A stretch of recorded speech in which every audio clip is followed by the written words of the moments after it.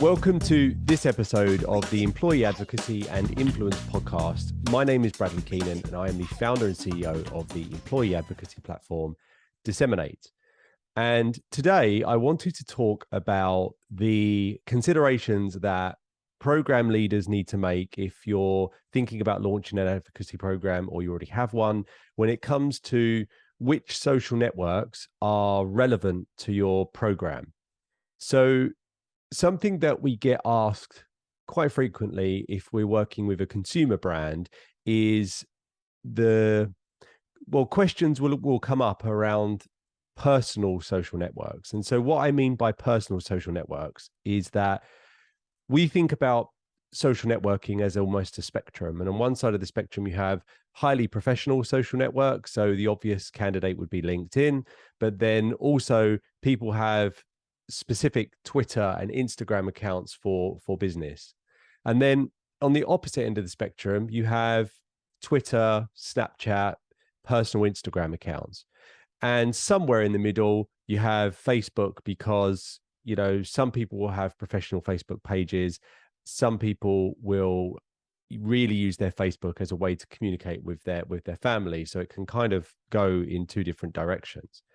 And what can happen, and this is happening more now because ad spend is being reduced and people are looking at ways to achieve the same amount of exposure with less cost. So in the B2B world, it's quite straightforward. You know, your salespeople, your professional community inside your organization have professional connections on LinkedIn. So that's an obvious one. But when you start to think about more consumer focused products, so where I'm talking about consumer products being something that's sold to the general public, there's an attraction to think about utilizing your employee base as a way to connect with potential customers or consumers of your products. But there are considerations that you need to make when you think about this, because with B2B, there is a clear value to the person becoming an advocate. Either they have an invested interest in hitting sales targets, or they want to increase their own personal exposure within an organization. And there's a personal branding component to that. So onboarding people into a B2B employee advocacy program, I won't say straightforward, but there's a clear value proposition for the employee. But when you start to think about consumer products and asking employees to share consumer related messages to their personal social networks, it does become a little bit trickier. So we always recommend that people treat gamification, and we've covered this in a separate podcast, but we think about gamification as something that you need to treat with care, because you don't want to create just a transaction between you and the employee that they are becoming an advertising network for you and you're paying them, whether that's in money, which is unlikely, but you know, Amazon vouchers and what have you. But with consumer products, you almost need to take that as the clear strategy that you're going to take, because if you think about, if you take yourself out of the equation just for a moment and imagine that you were the person being asked to join an advocacy program, and let's say you sold a fashion brand and you're going to start sharing those messages with your friends and family, then you want to make sure that content is good. You're not going to want to share super stuffy content, but also you're going to want to make sure that you are being rewarded in some way. So when you think about the consumer option, I would always encourage people to think about using gamification.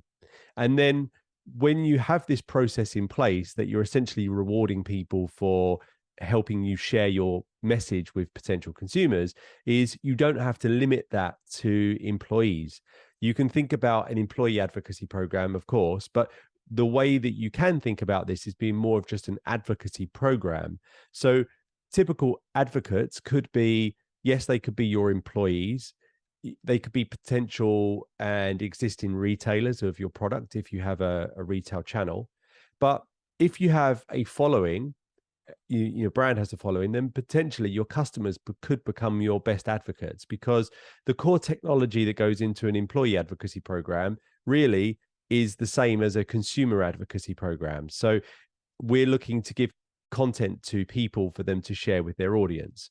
So if you think about this idea of having gamification and a rewards mechanism in place, then why not consider opening that up to people who have purchased products from you, or even people who are maybe in a purchase path at the moment and they're in research phase? Because if you're, I call it nerding out on something, but if you're nerding out on a product that you're potentially looking at buying, then maybe if you could get a 5% discount for sharing content about that brand, maybe you would do that.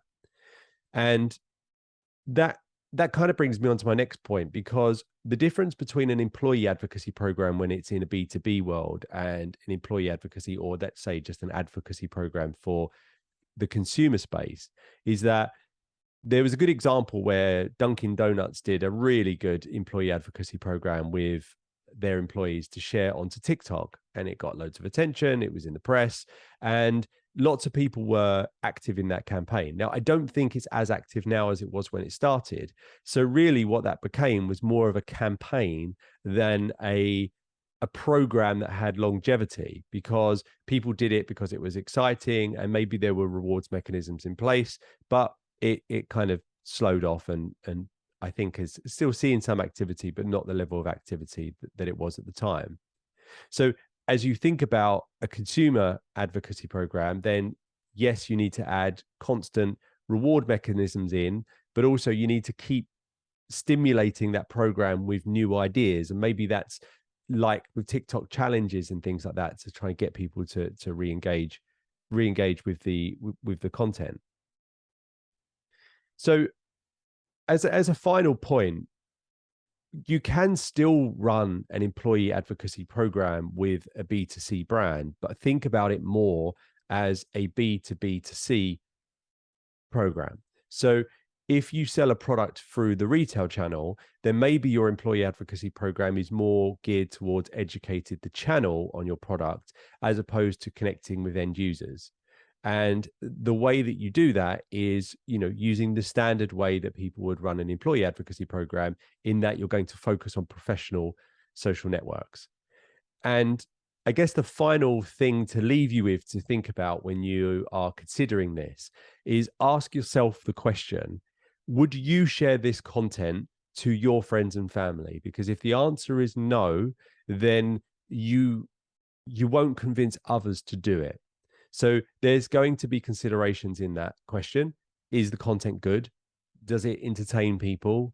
Because you probably couldn't get away with sharing the type of content that gets shared in the B2B world with your friends and family, because people would just be like, what on earth are you sharing with me? Whether that's a white paper or what have you. So yes, ask yourself that question. Would I share this content with my Instagram account, with my TikTok, with my Snapchat? If the answer is no, then you do need to go back to the drawing board and rethink it. So I hope that gave you plenty to think about. As always, please do connect with me on LinkedIn. I've had a number of people reach out to me, and it's really helped encourage me to continue to produce more of these podcasts, but also it's given me lots of ideas to think about things to discuss in future podcasts. So do connect with me on LinkedIn. If you can, please review this podcast. That does help a lot. And I look forward to doing this same time next week.